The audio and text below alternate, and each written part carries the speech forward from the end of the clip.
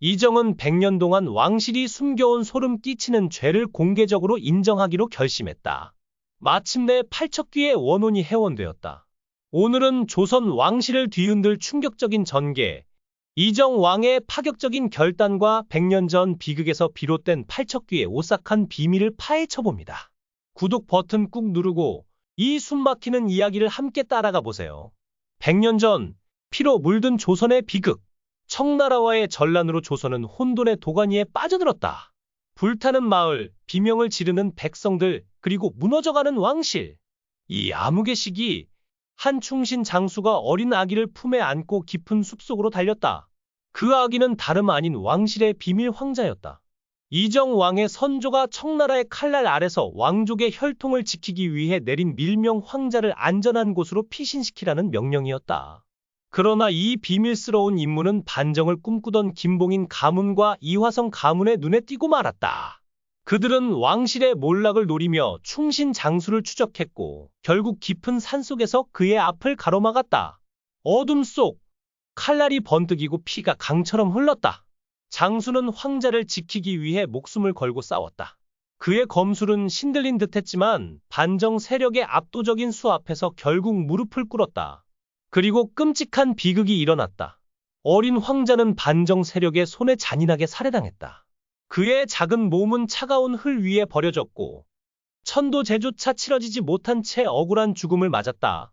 충신 장수의 혼도 함께 쓰러졌지만 그들의 원한은 사라지지 않았다. 황자의 순수한 영혼과 장수의 충성심이 뒤엉키며 무시무시한 오싹한 존재 팔척귀로 거듭난 것이다.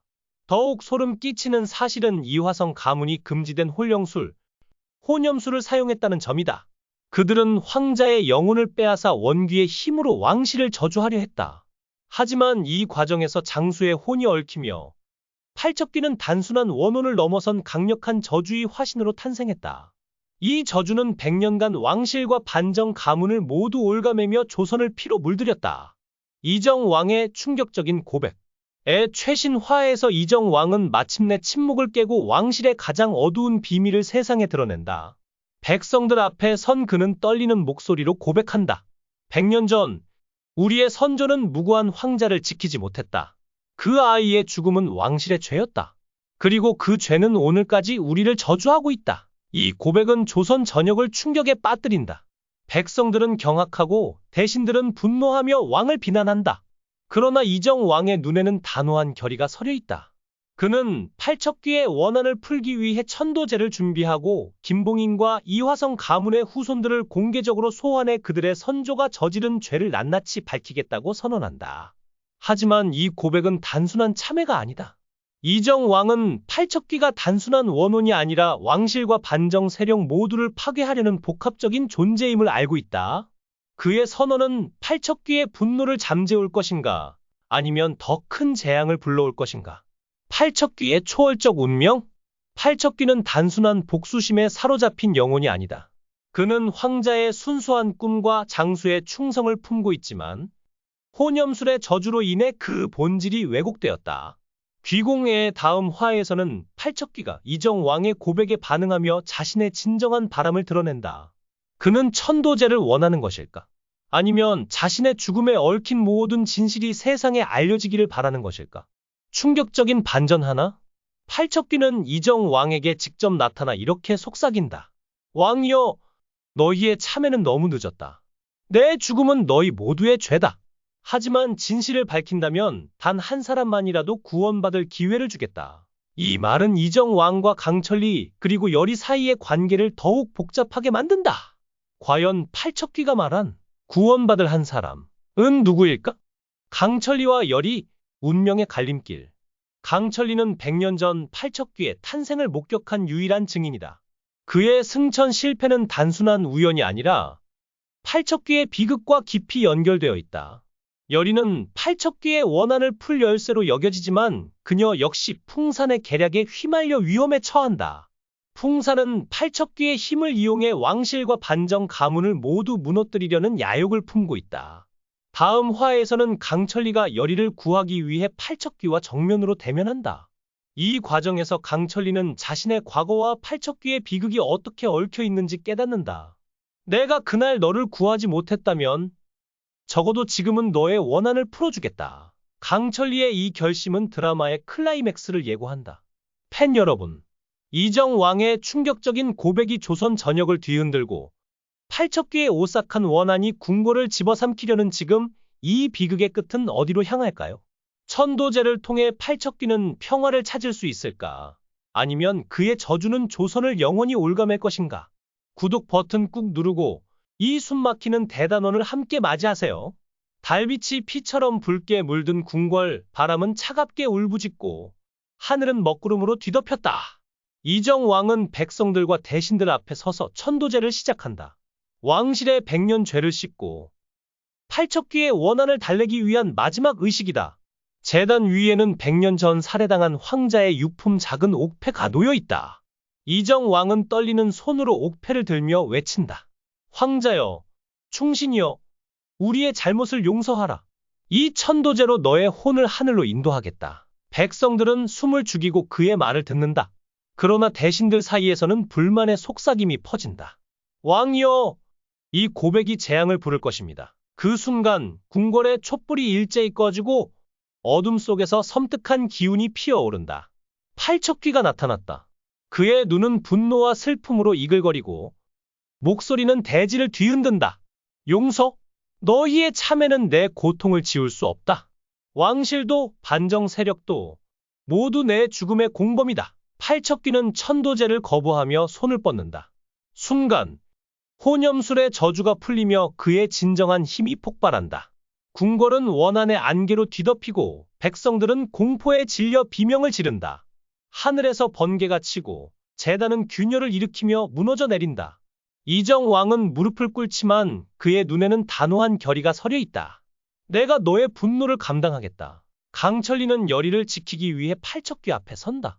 100년 전 그는 황자와 충신의 죽음을 막지 못했다. 그 죄책감은 천년 묵은 이무기의 가슴을 짓누른다. 내가 그날 너를 구하지 못했다면 지금이라도 너의 고통을 끝내주겠다. 강철리의 외침은 하늘을 가른다. 그의 몸에서 이무기의 비늘이 반짝이며 강렬한 기운이 뿜어져 나온다. 그러나 팔척귀는 차갑게 웃는다. 너는 이미 나와 같은 저주 속에 있다. 이무기여, 내 승천은 내 죽음과 얽혀 영원히 불가능하다. 이 말은 강철리의 가슴을 찌른다. 그의 승천 실패가 단순한 우연이 아니라 팔척귀의 비극과 얽혀 있다는 진실이 그를 흔든다. 이때 열의가 앞으로 나선다.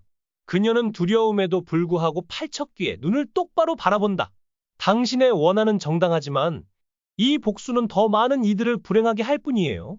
황자의 꿈은 조선의 평화였어요. 열의의 손에는 황자의 옥패가 쥐어져 있다. 놀랍게도 그녀가 황자의 먼 후손일 가능성이 드러난다. 이 충격적인 반전은 모두를 경악하게 한다. 팔척귀의 눈에 순간 흔들림이 스친다. 황자의 혈통을 잇는 열의의 진심은 그의 얼어붙은 영혼을 녹이는 듯하다. 그러나 혼염술의 저주는 여전히 그를 올가맨다. 그는 고통스럽게 부르짖는다. 내가 원하는 건 평화가 아니다. 진실이다. 내 죽음의 전모를 세상에 드러내라. 이정왕은 백성들 앞에서 결단을 내린다. 내 목숨으로 너의 원한을 풀겠다. 그는 제단 위로 올라가 칼을 뽑는다. 대신들은 경악하며 그를 막으려 하지만 왕의 눈에는 죽음을 각오한 비장함이 담겨 있다. 그러나 결정적 순간 강철리가 왕을 밀치고 앞으로 나선다. 이건 너의 몫이 아니야. 왕이여! 내가 100년 전 선택하지 못한 길을 지금 택하겠다. 강철리는 자신의 모든 이무기 힘을 끌어모아 팔척귀와 함께 혼염술의 저주 속으로 뛰어든다. 궁궐은 눈부신 빛으로 가득 차고 열의의 비명과 백성들의 외침이 뒤섞인다. 하늘은 갈라지고 땅은 진동한다. 모든 것이 정지한 듯한 순간 빛은 순식간에 사라진다. 제단 위에는 아무도 없다.